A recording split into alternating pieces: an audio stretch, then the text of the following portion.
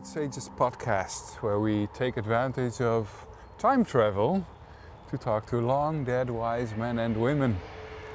I'm here today on the graveyard for the third in our series of talks between me and Arne Willee, my good friend, who is still alive, so not dead.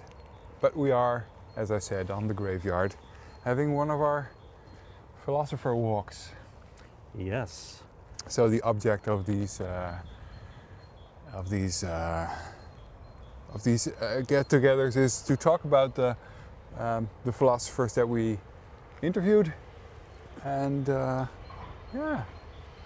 welcome Arne. Shall we go that way? Yeah. Yeah. Today we have a different mic. We've upgraded in tech, and so we can now walk. Yeah, we over. are really walking. Hello Merijn, thank you for being here, and hello to our listeners. Yeah, we are actually walking. The first times we were just standing here on the graveyard, but now we can do what the Greek peripatetics were doing. Yeah. We're just kind of like, walking up and down to, which actually in my experience for myself helps me enormously to think better. Yeah. How's So it with you? The peripatetics, those were the Peripatetics. Aristotelian school, right? Of Yes. philosophy. Yeah. Okay. And they had like this hall, the walking hall, where they would go up and down and up and down. Oh, so they actually just walk back and forth between 2 points? So. Or? I don't know if they actually went back and forth or did like little rounds like in Ben Hur, like laps. I'm not sure about this. We have to like look in the into it. circus. Yeah. But as far as I'm informed, they had like this hall. They would Nice. walk up. And they down. would walk in groups, talking, or they would talk to themselves? I would think they would be in some sort of a dialogue to themselves. I hope not. But I think kind of like most of the teaching and exchange was in the dialogue form. Thus also the Platonic dialogues, right? Right. We have. The teacher in Plato was the teacher of Aristotle, right? Yes. But maybe let's pan a little bit backwards and Sure. have a look who we have on the menu for today. Okay, so I think our roster for today starts with Mr. Hume, David Hume, Scottish philosopher from I think the 18th century. Yeah, correct. Yeah. And then is the philosopher who's very much influenced, at least by David Hume, Immanuel Kant. Mm-hmm. And then I think we have Etty Hillesum, Yes. Dutch intellectual, who wrote especially kind of like a lot of notebooks and letters. Exactly. As far as I know, and who got killed in Auschwitz. True. And not per se a philosopher, in that she developed some sort of rigorous system of thought around a specific topic, but more somebody who kind of struggled with life and relationships, had a fierce personality, and but eventually learned how to find peace within that construct, within her own turmoil. Yeah, I found it a very interesting choice, and I learned a lot about her. But maybe let's also mention the last one we will also put in it, which is kind of like Buddha. Buddha, Siddhartha Gautama. Yes. Yeah. So it never gets boring on these graveyard sessions because it's always a pantheon of very desperate disparate Yeah. personalities and people like from it. all kinds of backgrounds and different ideas of what thinking and what good life is. Yes. Yeah. So Yeah, I myself have resonated with Buddhist thought for a long time, and what I like about the prescription that he gave is that it's very practical. You can apply it in your daily life, and see what the results are. since you already talked a little bit about Hillism, Sure, go ahead.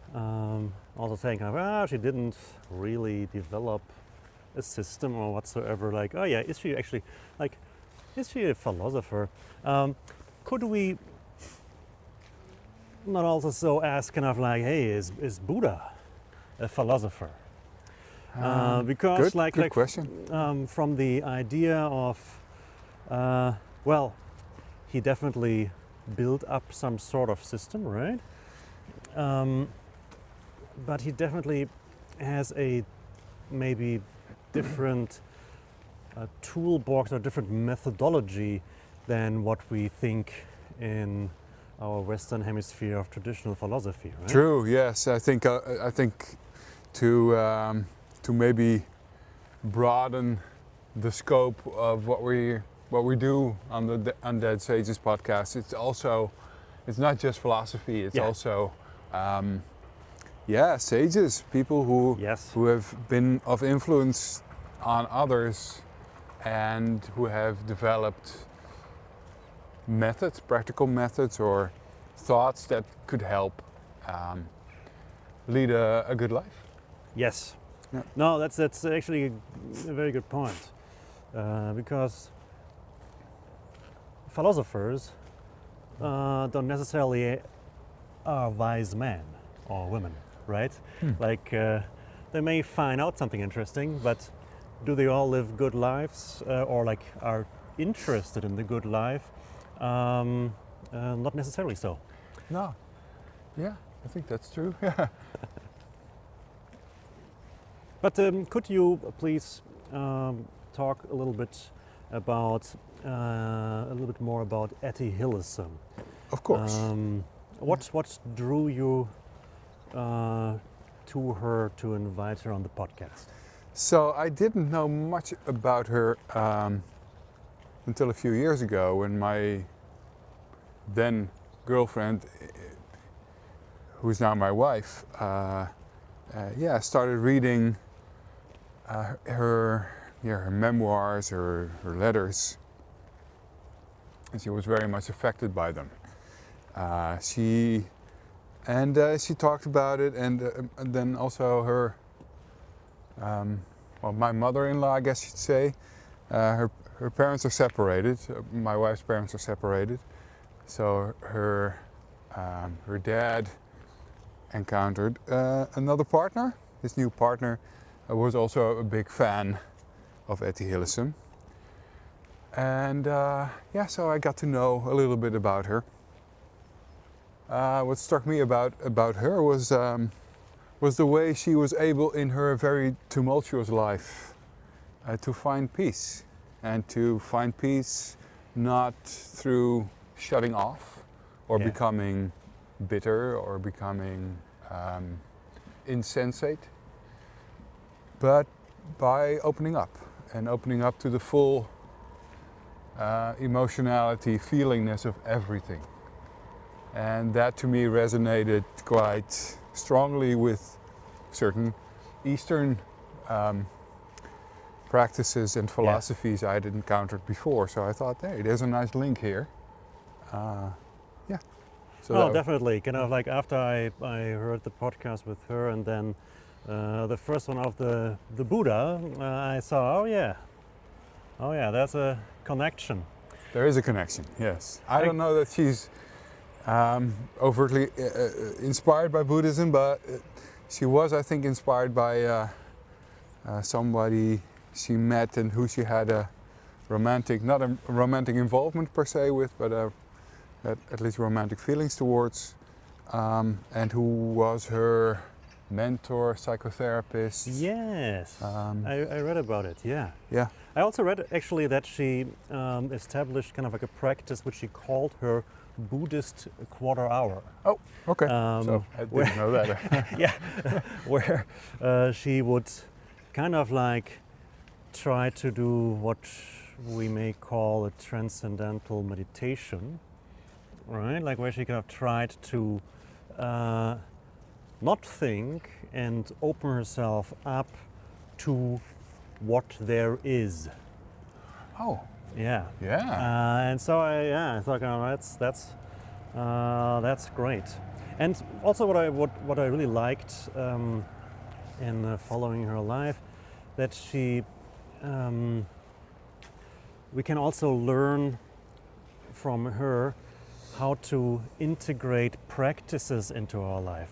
Not only kind of like the just mentioned little meditation, but also the writing. The writing Was very important to her. yes, And and the started daily also thing. kind of like as a therapeutical means, and developed from there. Like on, like she got encouraged to write more and more, and I think this is also what we can learn here. How do these people arrive where we kind of like see them now as these at these big monuments, or like these people who achieve this? Like they all started somewhere. It develops. It And develops. Yeah. And we have to kind of like see how we do it. For example, we talked about, and with you talked with Hannah Arendt, and she has like these great thought diaries, for example, like where she really kind of, where you can see how her thoughts develop and how she wrote down the thoughts to then kind of like have them there to reflect on them, you know? We all Yeah. have our thoughts, Yeah. and they are fleeting. Yeah. Yeah. And sometimes we want them to fleet, right? Yeah. And I guess the Buddha has to say something about it. But sometimes, if you want to build on them, one good thing is to write them down. Yes. No, there's all kinds of advantages to writing your thoughts down, because it allows you to gain even more distance from them.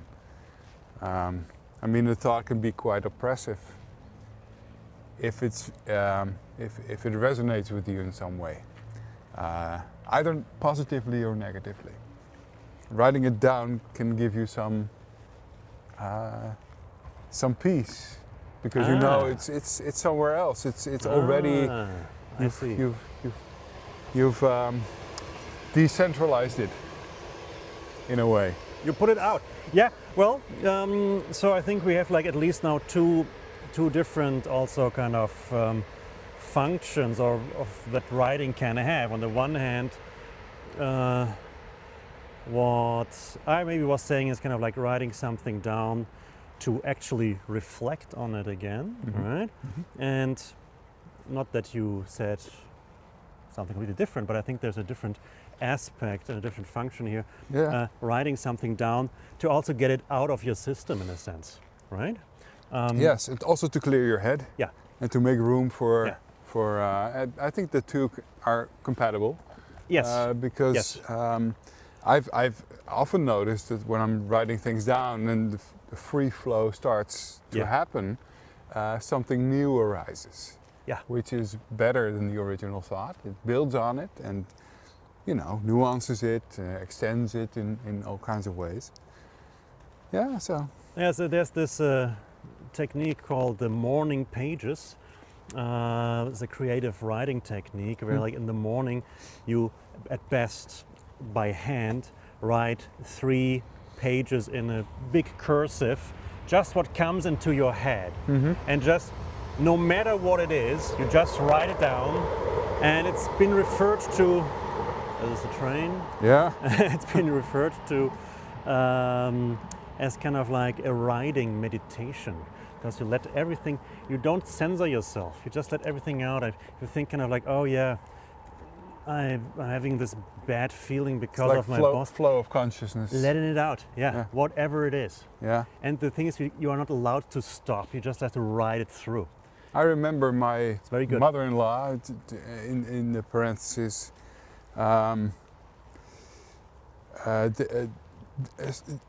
did this for a month as a challenge with other Etty-Hillesum Interesting. All right. adepts. Yeah. And did you like it? Yeah, I think she did. Yeah. Yeah. Yeah. All right. Let's go back on track. Yeah. Good that you're keeping the structure.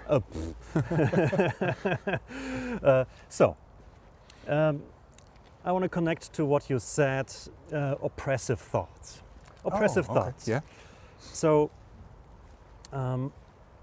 if we are kind of in the history of ideas and whatsoever, a lot of ideas also had an oppressive character sometimes. And I'm thinking about here maybe in the direction of a theologian scholastic tradition, which would kind of like come up with a huge system of thought derived from very speculative metaphysics, how I would describe it nowadays. Like, for example, to put it in more blunt terms, there is a God. God is like in this and this characteristics, and God wants this and this. And from these like dogmatic standpoints, we kind of like develop our whole system of thought. Yes. Okay. So and that becomes oppressive in a way, or it can become oppressive because, for example, you make yourself like an observation, right, through your body, right? You observe something, and then it kind of gets in contradiction to what the system says, and then the system says like, sorry, Merijn, you are mistaken, because your observation is not what the system is accounting for. Right. And so you you may see to whom I'm now connecting. I'm connecting to David Hume, who, as you already said, like he was a radical empiricist, right? Or is that not what you... Well, he was kind of like the big figurehead of the so-called Scottish Enlightenment. He was definitely an empiricist, more kind of like a sensualist even. Meaning he was focused on the senses? Yes, he was focused on the sense of like what we can gain through our senses on knowledge of the world. Right. Which sounds like, of course, like how else, but well, that's as not I said, what we normally do, right? We live our lives through a combination of concepts that are given to us in education. I want to connect your point, the oppressive thought, to David Hume. David Hume, sensualist. So kind of like the big, or what he's kind of like now known for, and also kind of like later in his time, he was kind of a radical skeptic, specifically of these scholastic theologian thought systems. He said like, well, if there is nothing I can be said, kind of like of something that can be gathered through the senses, or any kind of like other abstract thought about mathematics or whatsoever, if both is no, then throw this book away, get rid of it. And that was a huge stride for enlightenment, which I like to phrase or like to coin with a slogan. I don't know if I already done it in the first one or so. The first DIY movement, the first do-it-yourself movement. Oh, okay, yeah. And do-it-yourself in the sense that you have to use your own senses. You have to kind of like check if somebody says, hey, you know, bodies with mass through gravitation go to the gravitational center, like, hey, you can tell me a lot, let's test it out, right? So, and I can test it. Yes. And then, of course, like we have the senses, we have our observation of the senses, the empiricism that comes with it, and we have our own thinking that comes kind of like also with it. We have to think for ourselves. We cannot just like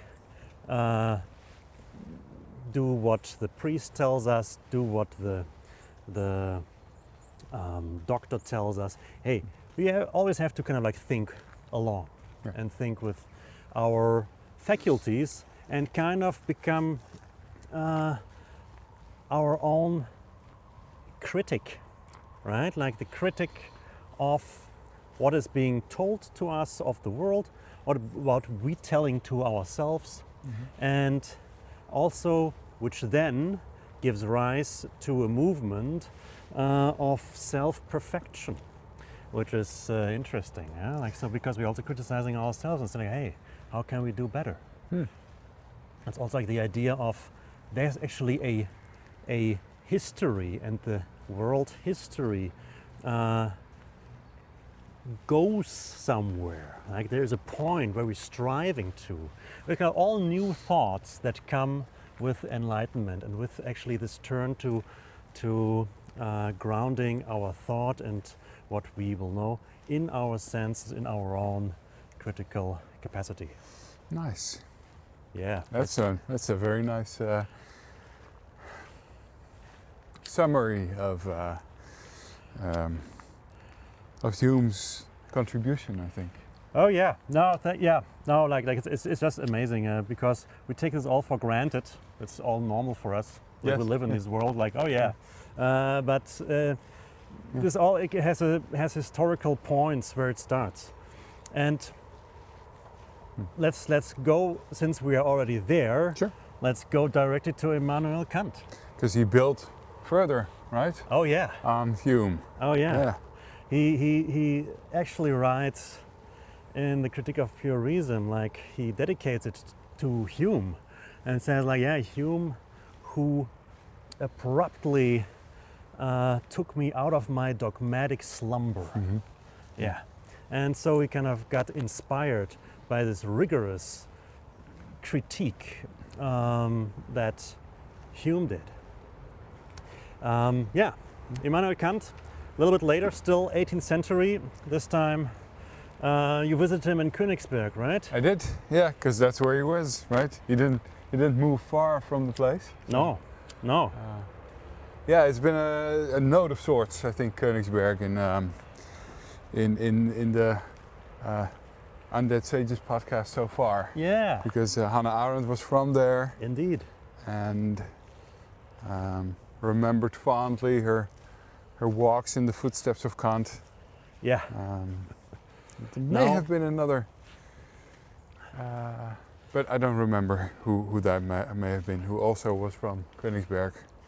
I think there are some more, like right now to my mind comes the painter Käthe Kollwitz, who got famous for depictions of early 20th century kind of, how would you call it, like poor quarters where the poor lived in Berlin. Very nice stuff. But yeah, nowadays Königsberg is Kaliningrad, right? Right. So it's belongs to the Russian Federation. It's a little enclave in the territory of nowadays Poland. Yeah, between Poland and Lithuania, I think.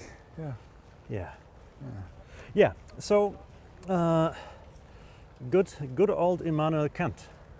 Yeah. Big staple. Yeah. He thought a lot about.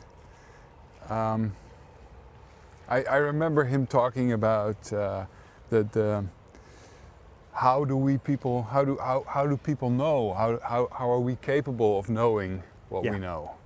And then he proposed certain ingredients that a mind had to have that were not maybe that didn't have to be extant in the world per se, like time and space, but had to be made by the mind itself in order to make sense of experience.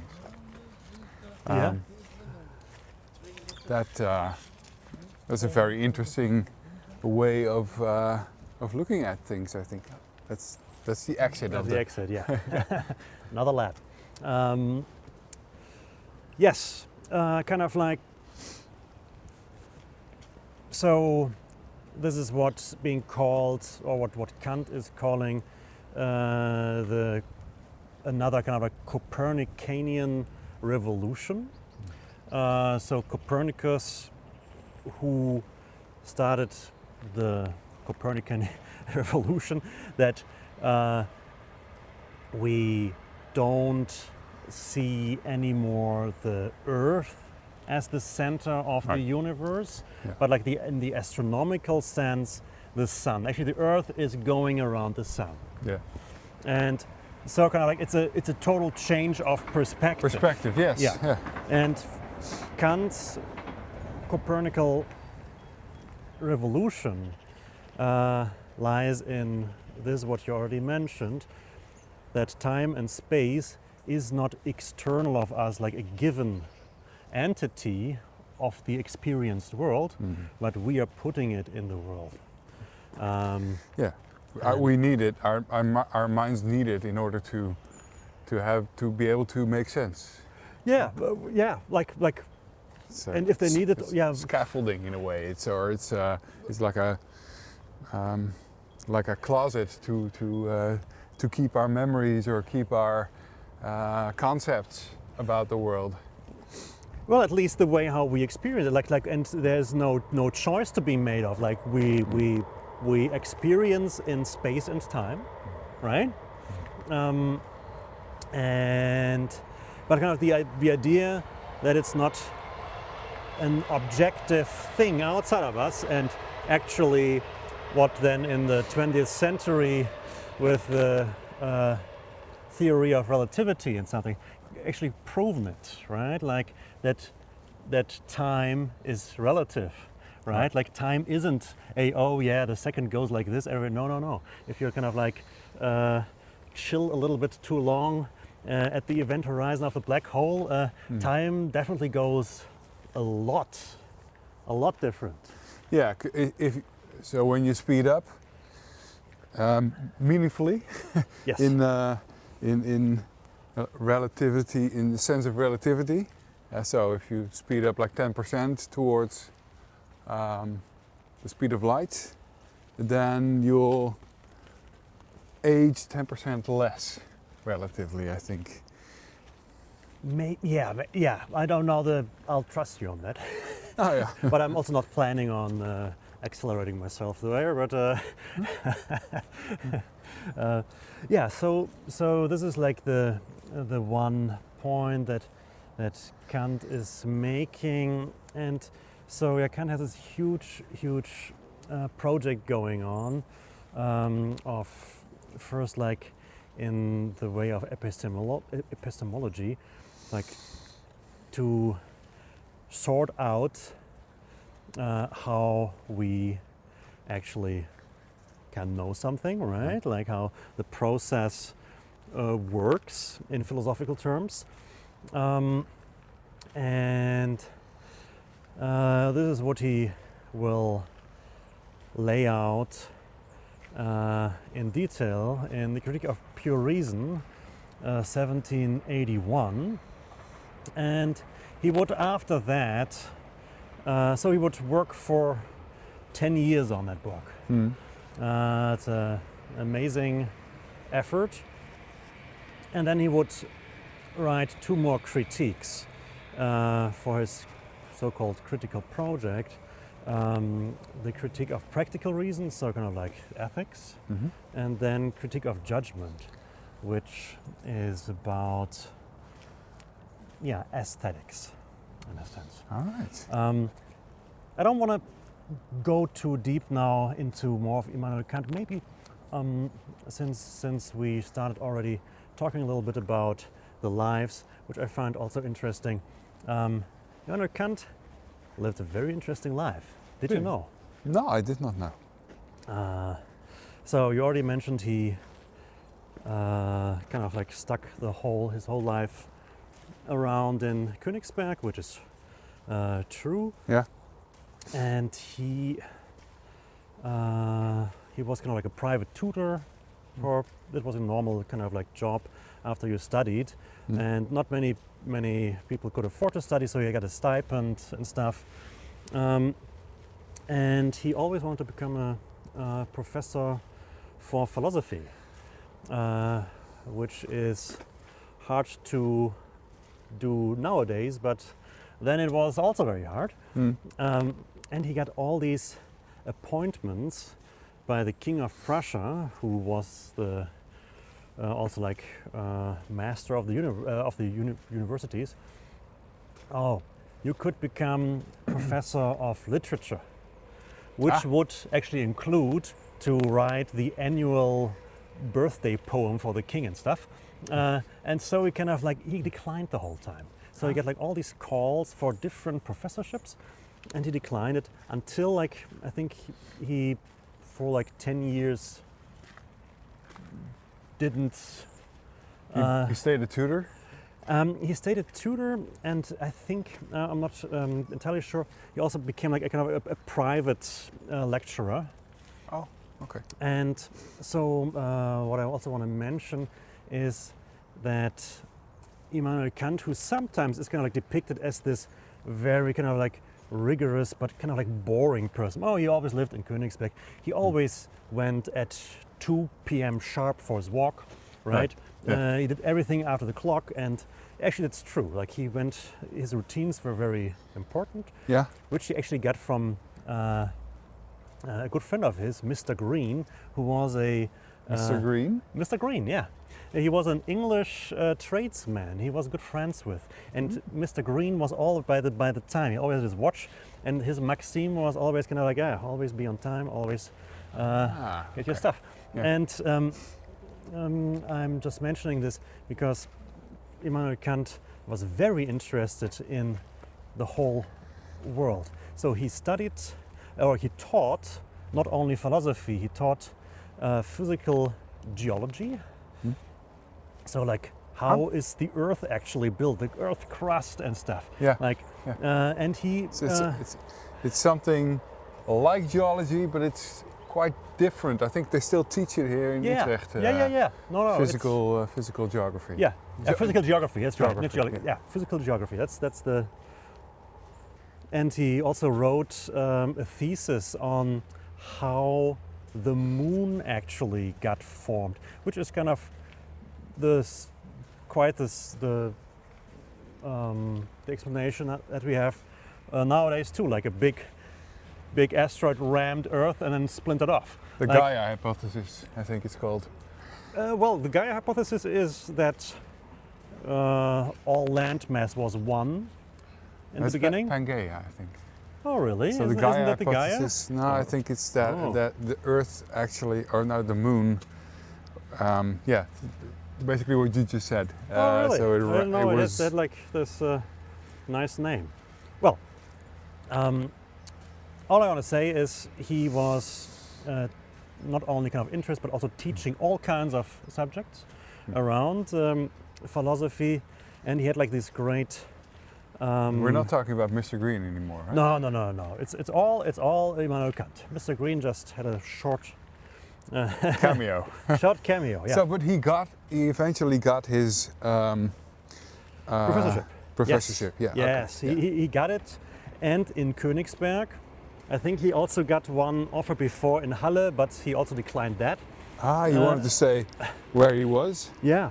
And Königsberg was this really brimming harbor town. Like there are lots of harbor. I think I interviewed him in one of the coffee houses that were sprouting up all over Europe. I think so. And we talked about that a little bit, about how it was very brimming and and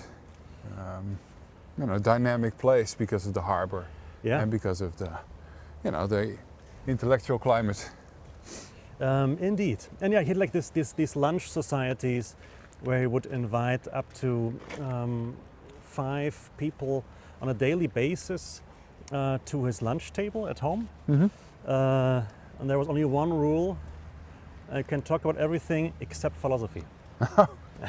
Which also shows kind of like his bright interest and yeah.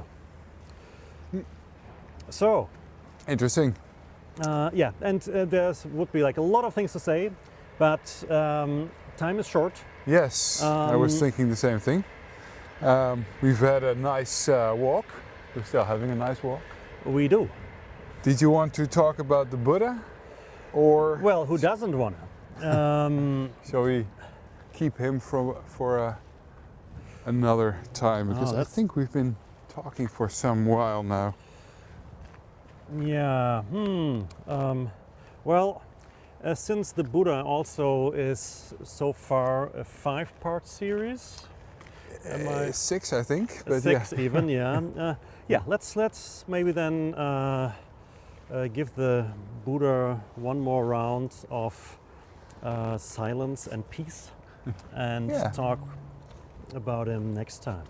Sounds good, man. Thank you very much, Arne, for joining me and our listeners for the walk.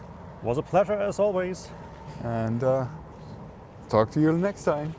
Yeah. Bye, Merijn.